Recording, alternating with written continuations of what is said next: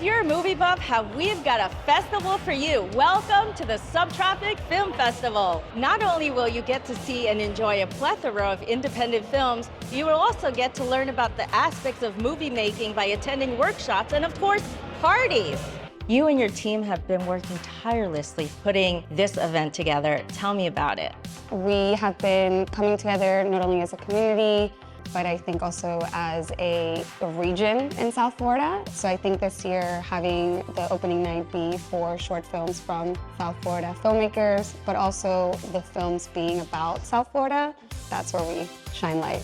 So you have 3 days planned with events. Tell me what people can look forward to. After the screenings, there's going to be some vinyl DJ party happening, and we're going to have an after party at a gallery near here. And then Saturday and Sunday is what I like to kind of call as like the filmmaker film festival, because we provide panels and workshops. And then at night on Saturday, we have what's called the Studio B party. And then on Sunday, we close with our awards ceremony. You also have a lot of interesting exhibits. So the Kodak today is an exhibit celebrating cinematography. So they brought several different cameras, vintage cameras, and the cinematographers that work them. When people come here, what do you want them to leave with? Definitely to believe in the power that South Florida has as like a storytelling space. Do I have to be a filmmaker to enjoy the event? No, of course not. But most of our screenings are for everyone to enjoy. We curated and put this program together to attract the general audience. So we really hope that it's not just filmmakers that come through the doors. I don't want to age myself, but these cameras take me back to my childhood. Now, let's go check out some movies.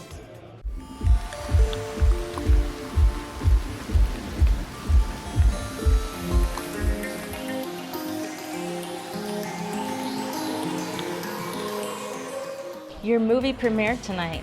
Yeah. What emotions were you feeling? I was feeling very overwhelmed initially. You got to sit there and watch the movie with the audience. How did that feel, seeing their reactions?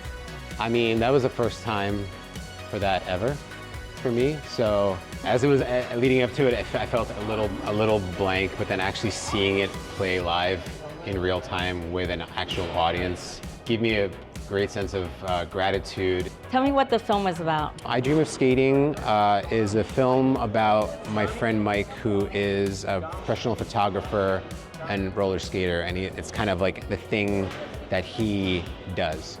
How did it feel seeing your movie on the big screen versus your computer? Something hits on the big screen, you get enveloped in it and you experience it with other people collectively. Hearing people like kind of laugh and like react to the parts that I think are funny was like, oh, okay, they get it. They understand it, you know? So that was fun. That was really cool. We had so much fun, but the party isn't over. Let's head to the after party at the KH Gallery.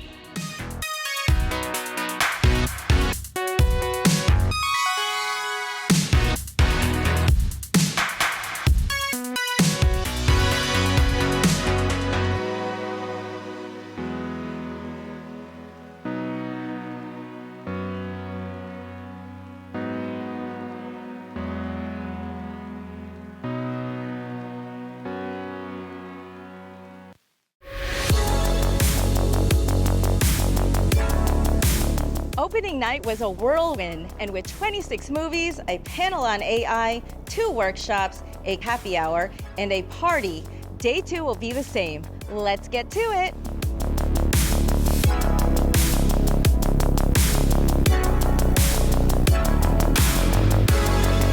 The AI panel dove into how AI is shaking up the film industry and what it means for filmmakers. The grant writing workshop is a crash course on how to secure funding for dream projects. Eastman Kodak stole the show with 16mm 100 years and counting, allowing attendees to geek out with vintage cameras. But the real stars were the films. 26 incredible stories across all genres lit up the screen. Filmmakers and actors joined in for candid chats. In between it all, there was a happy hour, mouth-watering bites, and plenty of mingling. The perfect end to day 2 was the epic Studio B party, of course.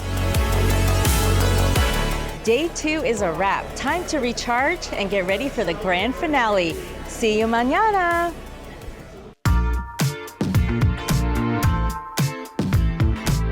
Day 3 has arrived with more films, workshops, and the much anticipated award ceremony. Day 3 brought the drama. Noah Saltzman shares storytelling secrets in a script writing workshop, while Emmy-winning sound designer Dan Abruzzi turned up the volume on sound mixing. And yes, more amazing films. Wake up, Maggie, I think I got something good to say to you. I'm here with Becca Green, co-director of Not Broad. You picked a very interesting subject for your film. Tell me about George Orr. So George Orr is a Rod Stewart tribute artist, and my friend and I saw him perform at Benny's on the Beach a couple of years ago and thought he was a fascinating character and so funny and just full of life, and we just wanted to know sort of what his story was, and so we decided to make a short documentary about him. Heard his name mentioned, was told that I sounded like him, looked like him. People came up in the street and said, "Are you Rod Stewart?"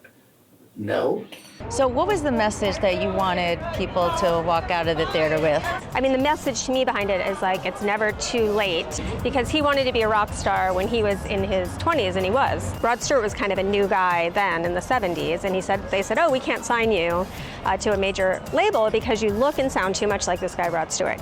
He performs all the time now, and he's really happy and he's fulfilled, and he still gets to do the thing that he loves, even if it's later in life. I think if you have a passion, it's never too late. That's a great message for everyone to follow. Do you have any advice for aspiring filmmakers? Did you come into any challenges when you were We came into nothing but challenges. It's not easy. You know, we didn't really have a plan. We just had a subject, and we rented cameras, and we made it ourselves. I think the advice is just do it. I love that. Perfect, simple to the point. As you all know, this is time for the awards ceremony. And the winner for Best Acting is Mother-Daughter! I'm really proud of my actors. Caroline I've been working with for about 7 years, and Nicole, she's new to kind of being like an actor and working in shorts. And thank you again to the festival. Give it up for how good this one was and how good next one will be. The Subtropic Film Festival has come to an end. See you at the movies.